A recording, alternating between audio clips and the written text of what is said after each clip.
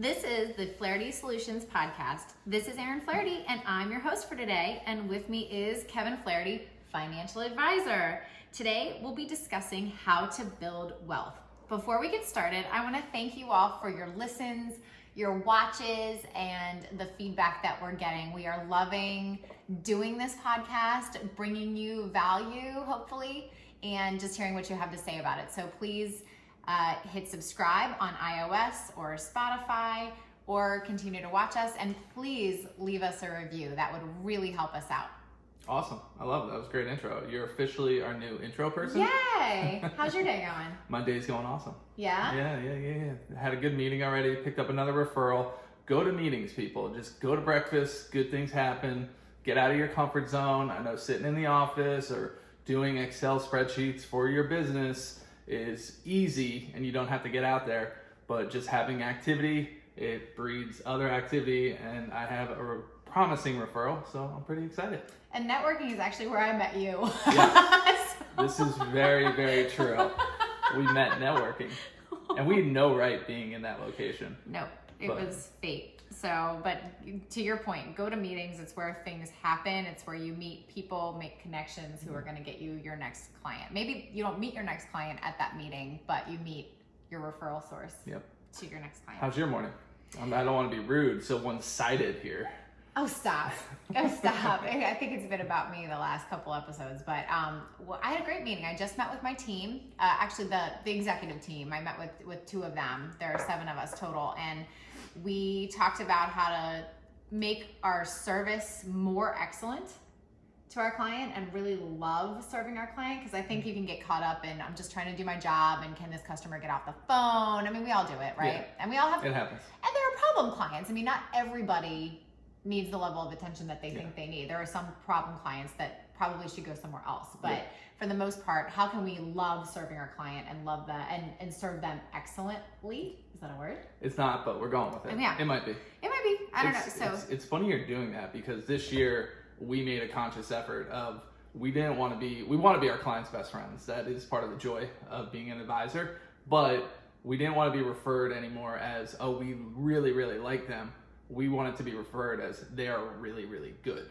So to your point, did we talk about that earlier in the year? We're just both implementing that new process. We might have talked about it. Yeah, so we talked about that and just so 2 things, how to make our customers' experience more excellent and how to make our service better. So we talked about that, and it was kind of emotional where we've been and where we're going. That's awesome. We were all just, we're doing good things and just trying to do even better things next year. So it was a good morning, and I'm happy. I love this part of my day and this part of my week that I get to do this with you. Yeah. And so we're going to talk about something that most people are interested in, which is having more money. But really, having more money and growing wealth are 2 different things. Do you want to, I'm putting you on the spot because you weren't prepared for this question, but what's the difference between having money and having wealth? I meet with people that have $10,000 to $25 million, and it's all perspective. When you have $1 million, let's just say that you think $1 million is being wealthy, it depends on your lifestyle. If you have a very laid back, don't spend a lot of money, then maybe at $1 million, that's a lot. You're wealthy. But I would say you're not really wealthy till like $4.5, $5 million, because that kind of affords you can get yourself out of trouble pretty easy. Okay. So, a couple questions. I love this because I know a lot about you, but I rarely get to ask you these basic questions again. Okay. So I get to hear it all from a fresh perspective. Tell us how you got started in finance. Okay. I was 14 years old, and I walked into a Fidelity office with my father, and I just saw the charts and how to grow money, and I was addicted. I was instantly like, why would I give my money to a bank? Sorry, bankers. Why would I give it to them when they're only going to return a chart that was flat, barely increasing, where you could invest in companies that you went to every single day? Like McDonald's was a big treat for us growing up. I could own a piece of that. To me, that just resonated. And from 14 years old, I opened up a investment account at 14 with my father, and I took my lawn mowing savings, because that's what I did growing up to pay for private school, was we mowed lawns. And at the end of the summer, I would take anywhere from 2,000 to 4,000 and invest that into stocks. Cool. So that's where I got my passion and my love for And you it. still look up stocks when you're scrolling the internet. Yep. Still... At 2 o'clock in the morning when I wake up and can't fall asleep, I'm reading stock reports. Most people will find that very boring, but I am a geek for that. Are you still getting up at 2 in the morning? Because we both quit caffeine earlier this year. Thank Are you still God. getting up? Only when I'm sick or really have something on my mind. Gotcha. Okay. So what area of finance is your passion? Because every financial advisor is different. So what's your niche where you really shine? Where I shine is definitely in the investment piece, growing money. That's where, like I just said, I'll be up at 2 o'clock in the morning. I have a rule with all my clients. If you're thinking about your account in the middle of the night, you need to call me the next day. If I'm thinking about your account in the middle of the night, I'm calling you the next day. So investment and money management, that is my passion. But to your point, there's a lot of advisors out there. Some focus on insurance-based financial planning, which is fine. Everybody's got their own cup of tea. And then there's fee-based financial planners. I won't go too much down that rabbit hole because I don't really agree with that method. But maybe if you buy me a beer, I'll fill you in on that one a little more. Okay. So for a family or person just starting out, they're just starting to get their bearings. Let's say 1 income, 2 incomes, they're just starting out. Yep. What is your best advice for building wealth? Building wealth starts with understanding your liabilities. And when I mean your liabilities, what is your budget? Have you sat down with your significant other and literally mapped out everything? Sorry, folks, this is the boring part of the podcast or the live stream. The budget is your foundation. If you really want to be wealthy and you don't understand a simple budget, where your money's going, I'm sorry. It's just never going to happen for you. And spouses, wives in particular, dragging your husband to the kitchen table on a Sunday night to go over a budget might be the hardest thing. Not sexy. It is not sexy and might be the hardest challenge. It is hands down, sorry guys, it is us. We're the ones dragging. I'm the finance guy. I love this stuff. But it was Aaron nagging me. It wasn't nagging, persistent, being persistent for 3 months before I finally got to the kitchen table.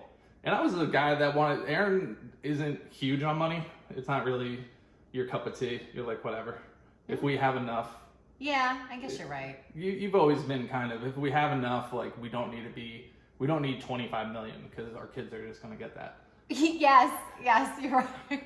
But I'm on the other hand is like, my goal is like at least 25 million later in life, not like tomorrow. But anyway, it was me that wanted to be wealthy and you were the one saying a budget is so important. And it was. When was this? This was when we were in that tiny apartment. Okay, because I'm thinking, I don't remember this at all. This is going back to 2010. Oh my God. We were barely married. We might not even have been married. Barely married. Is that like a little pregnant? Barely married.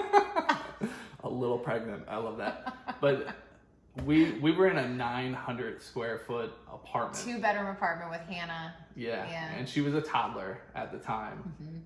We did not have a lot of money rolling in. We finally did a budget. And do you remember what happened? Well, we were negative. We were negative. We were, and I'm wondering if we were baking our own bread and line drying our clothes in the bathtub before that conversation or after. It was after. I walked in one day and there were clotheslines hanging through our house because Aaron didn't want to spend the $1.50. No, it felt like $14 at the time. I know it might have been $1.50 and it felt like $14 every time we had to do a load of laundry. It was expensive. Yeah, it was $1.50, but it literally, that was back in the days where we were just getting our start. 2008 had just hit everybody, but we did it. I mean, you were baking bread, not all the time, but we went through periods where we were ridiculously frugal. And then that's where it starts. You have to come to terms with, I need to be ridiculously frugal. I need to stop wanting things today because I want bigger things tomorrow. So for a family starting off, trying to figure out how to do this, that's where you want to start. is by being ridiculously frugal. I, for one, when we would go out to dinner and I didn't have much money, I'm the type that I would throw down my credit card because I didn't want the awkward, like, who's paying for what? And that's a huge mistake, especially when you don't have money. But Aaron was always very good at, hey, we're all adults. We all ate food. Break out your credit card, like break out your debit card.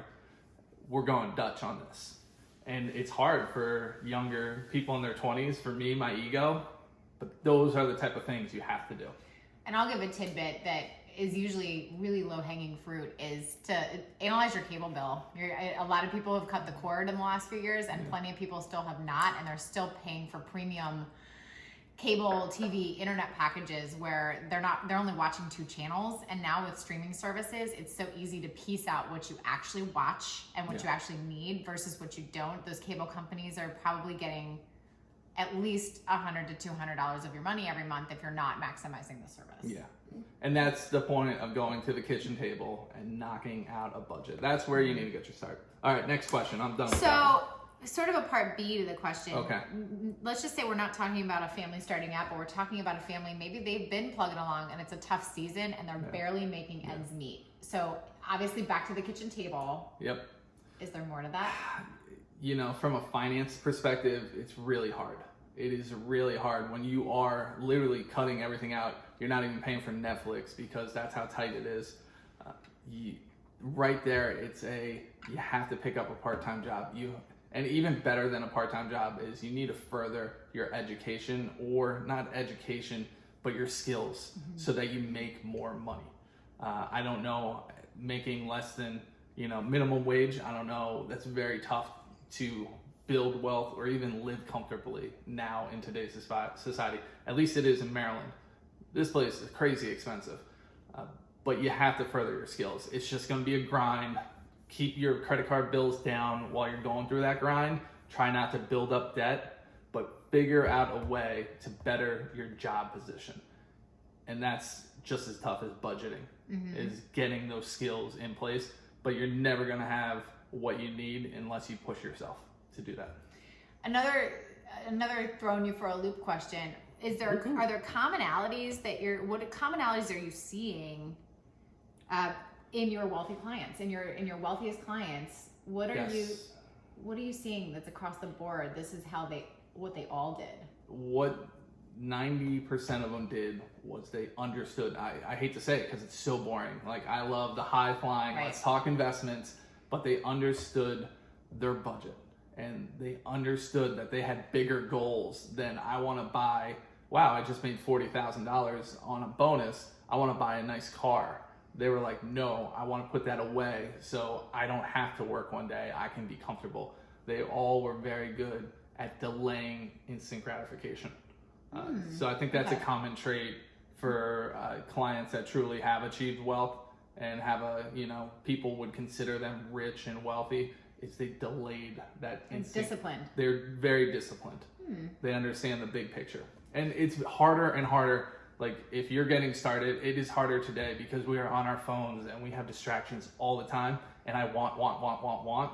And you really have to train your brain that, and we're going to go over that exercise probably in the next couple minutes of how to really grow wealth and get crazy. So let's just say it's a good season. There's a family they're established, they're doing well, they've got the budget nailed, and they have a surplus. They've got 6 months of bills in the bank just sitting there, and they are continuing to build momentum and have more cash flow. What then? And this is everything you do, and I think we kind of talk when we're talking any business goals or anything.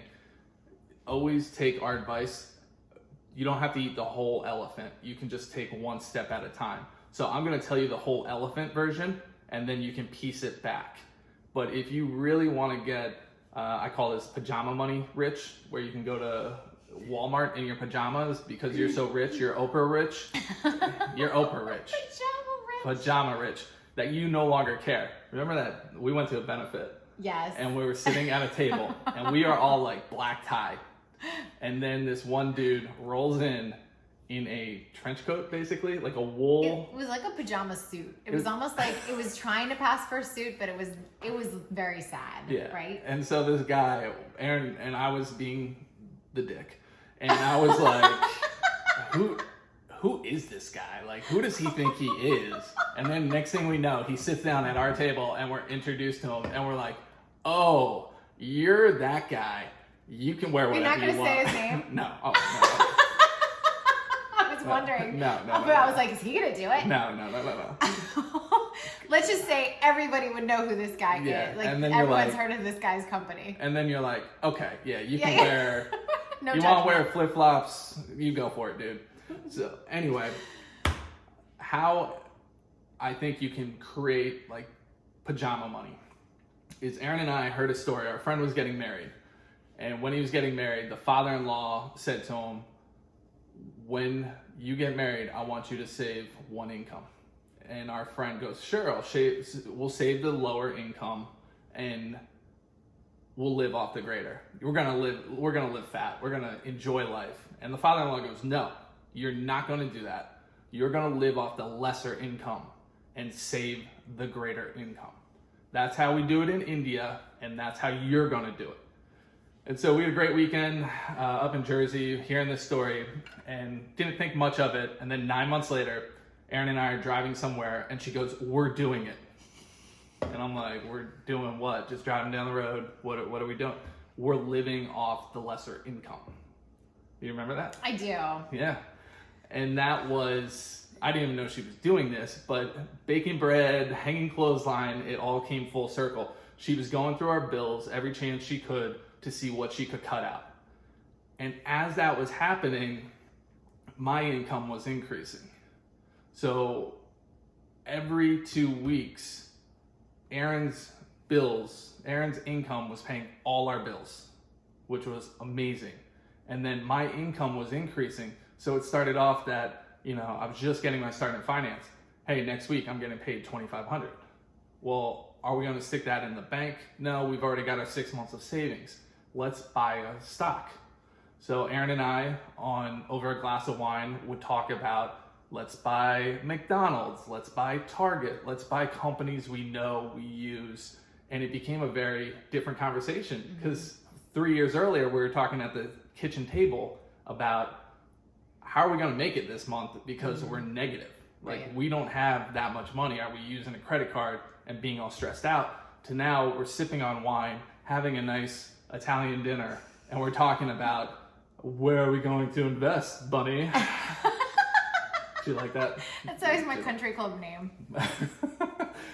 So it became a very different conversation.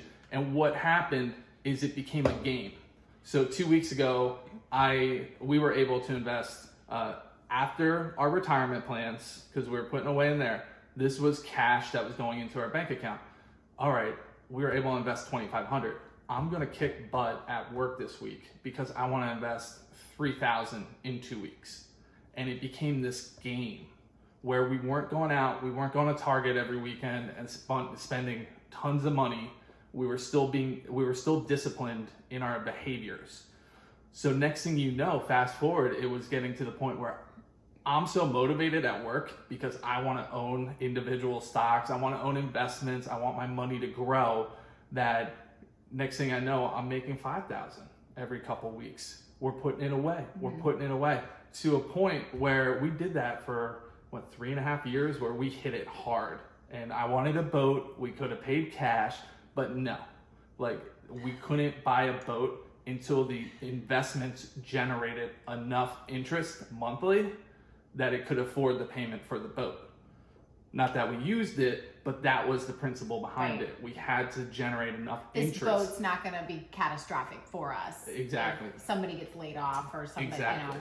So that really pushed me. It took my level of what I did at work to the next level. Now I'm a commission-based person. I only get paid by what I do on a week-to-week basis.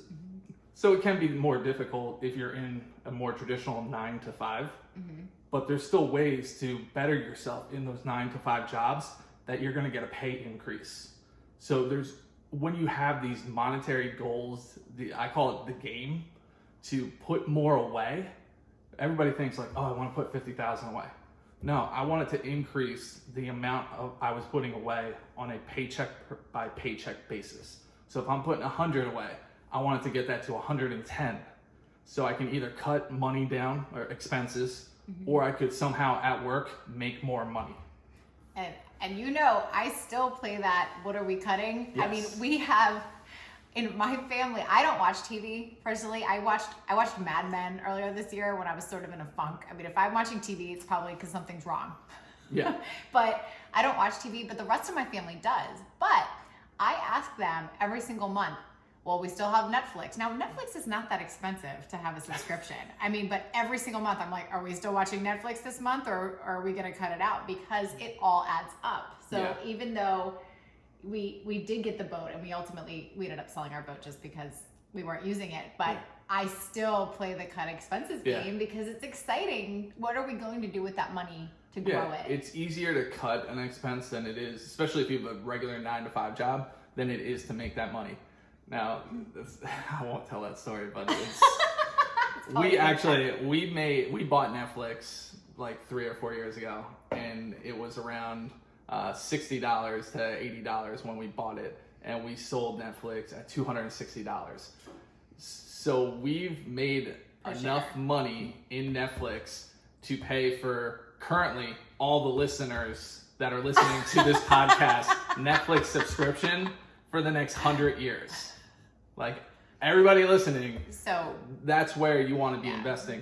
And the reason it's so important to do this is, Erin just said it, she took a break. She took like 2 months off where she was not ingrained into her business like she typically is. I this year have taken a lot of time off from growing the business. I used to love to grow the business. This year has just been about, I'm taking care of my clients. I'm not going to beat myself up over growth because I'm kind of on a mini retirement. That's why you do this. That's why you make it hard or go through the hard steps.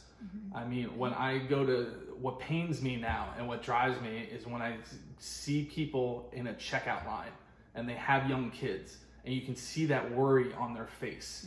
Like, am I going to have enough? And we were in the trenches. And you can't do the same thing every year. Like, my tax return is going to make us wealthy. That's not the answer. It is doing the little things every chance. Because now, when you go to buy a house, are you going to stress out?